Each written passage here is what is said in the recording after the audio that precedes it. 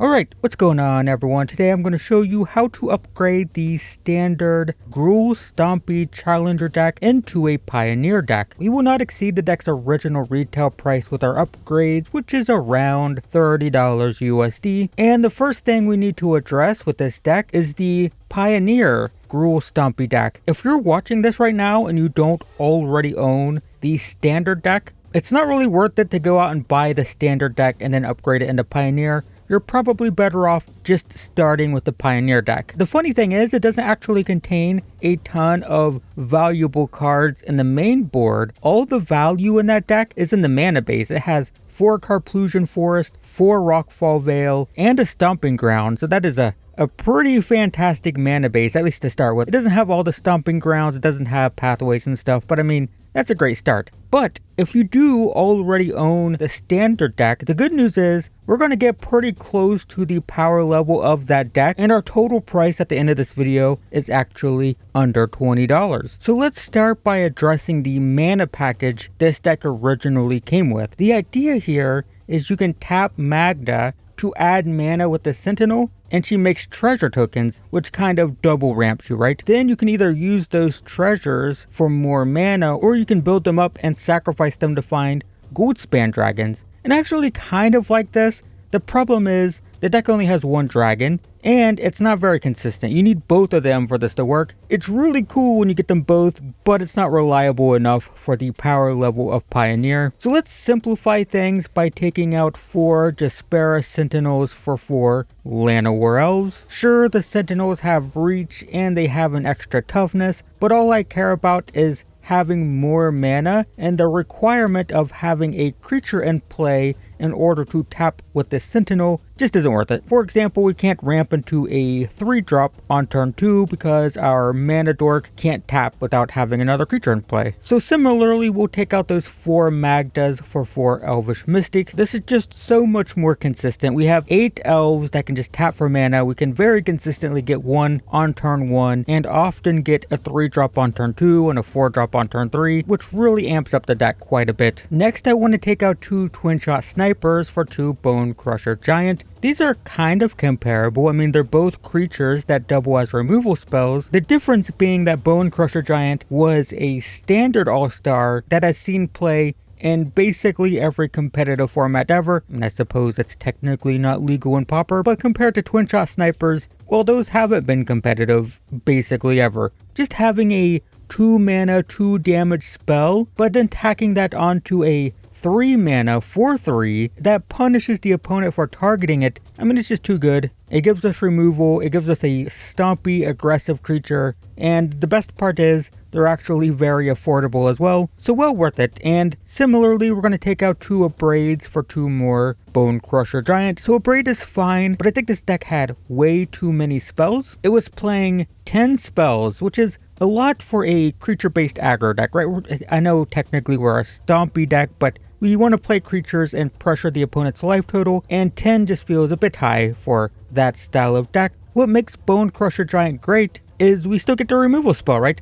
We are technically increasing our creature count, but we're also not technically reducing our removal count because the Bone Crusher Giant is both, which is part of the reason why this card is just so good. Next, I would say this is a somewhat optional upgrade, but I'd like to take out Goldspan Dragon for a Sky Sovereign console flagship. The funny thing is, the dragon is actually kind of an expensive card at the time of this recording. Of course, prices change, but right now, the dragons are like $17 each, so it's definitely worth holding on to. But the Sky Sovereign just makes more sense because it gives our mana creatures something to do in the late game. Once we don't have anything to spend our mana on, they become pilots, basically crewing our vehicle. Next, I want to take out 2 Snakeskin Veils for 2 Reckless Stormseekers. So as I mentioned earlier, the spell count is just a teensy bit high. It's not that Snakeskin Veils are bad. It's just that we need to reduce the spell count, so we're still going to have 2, but I just want another creature that helps pressure the opponent, and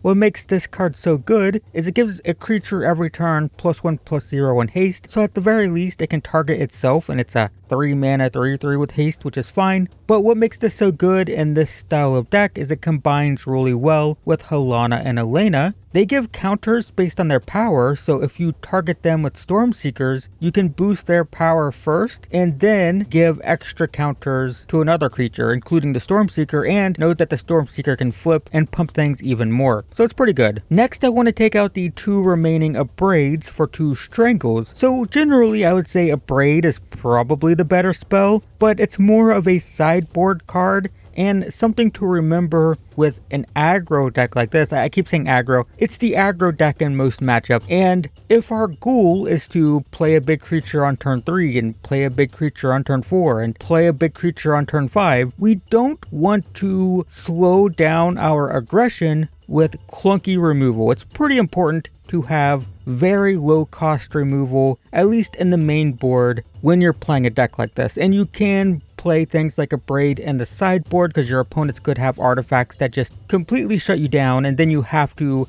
sacrifice some aggression in order to be able to win. But in main board, we want hyper efficient removal, and Strangle is just a little bit better. So for the same reason, I want to take out 1 Light Up the Night for 1 Lava Coil. First, we don't have any Planeswalkers for the flashback, and an X damage spell just doesn't really feel worth it. I mean, I get the idea because we have Mana Dorks, and in the original deck with Magda, you could build up a ton of treasures, but it's just super clunky. If we're going to win a game, we're going to be pressuring on the battlefield, so we don't need some big spell payoff like this. We're going to win more games if we can just blow up a blocker and attack with like 15 power on the board. So it's just not necessary. Let's just bring in efficient removal. So before moving on to the mana base and whatnot, I do want to explain some of my choices. So Gruul Stompy is not competitive in Pioneer. The closest we have to a competitive Gruul Stompy deck is Gruul Vehicles, which yeah, it's a Gruul Stompy deck technically, but what this deck does is it has the same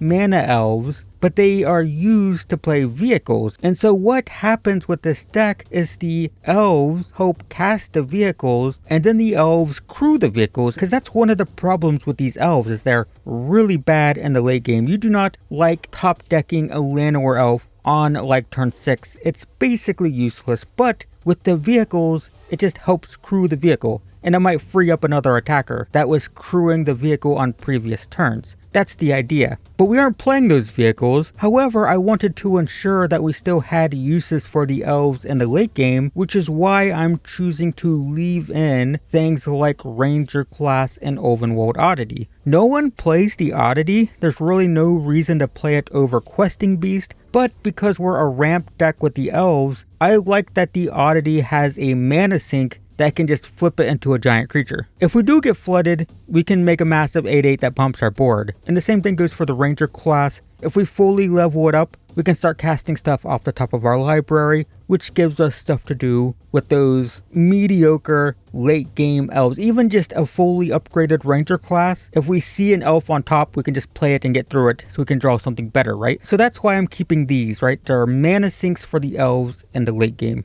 So moving on to the mana base, I say this in every video, but Pioneer lands are actually kind of affordable. They're usually just a few dollars each. I mean, I come from playing Modern. There was a time when fetch lands were $100 each, right? So these are pretty affordable by comparison. The problem is they add up, right? As someone who's building with a $30 budget, I can't really add these, but I do recommend keeping your eye on these. They're easy to accumulate. They just, they're going to add up if you're buying all at once. However, with a $30 budget, I do think we could take out 2 mountains for 2 root-bound crags. We definitely have room in our budget. Like I said at the end of this, our total was under $20, so take out 2 mountains, get 2 root-bound crags. If you don't want to buy the crags, I do recommend taking out 2 mountains for 2 forests, just because we have added a lot of green cards, and we really want to play Llanowar Elf or Elvish Mystic on turn 1, so we don't want a handful of mountains in our opener. Moving on to the sideboard, we can take out 2 Burning Hands for 2 Fry. Fry is great against blue-white control. It can deal with big game-winning threats, and it can't be countered, which is very useful. Next, we'll take out 2 Kappa Tech Wreckers for 2 Cinder Vines. Both of these deal with artifacts and enchantments, but Cindervines has the added benefit of being good against spell-based decks, since it deals damage every time they cast a non-creature. Generally, you're bringing this in against key artifacts and enchantments, but if the opponent's playing some sort of like storm combo thing, I mean, it's just extra utility that you're just going to have in your sideboard. Next, we'll take out 2 Lantern of the Lost for 2 Scavenging Ooze, and I would say this is a debatable and optional change. Ooze is so good that a lot of people play a main board. Being able to eat graveyards, gain life, get big, it just makes it useful against a ton of decks. You can hate out graveyard combo decks like Greasefang or Phoenix. It can gain life against aggro. It's just very good. The benefit of Lantern though is you get to wipe out the entire graveyard